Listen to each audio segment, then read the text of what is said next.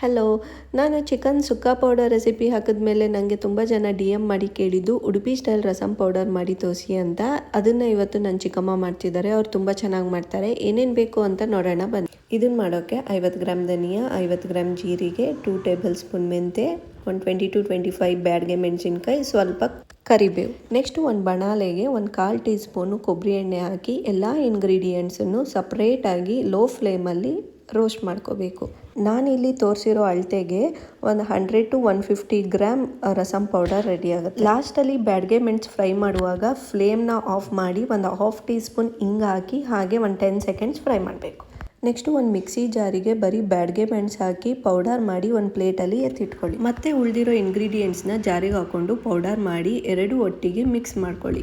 ಲಾಸ್ಟಲ್ಲಿ ಇನ್ನೊಂದ್ಸಲಿ ಇದೆಲ್ಲದನ್ನು ಒಟ್ಟಿಗೆ ಹಾಕ್ಕೊಂಡು ಒಂದು 30 ಸೆಕೆಂಡ್ಸ್ ಪೌಡರ್ ಮಾಡಿಕೊಂಡ್ರೆ ನಮ್ಮ Udupi style rasam powder ready ಆಗುತ್ತೆ.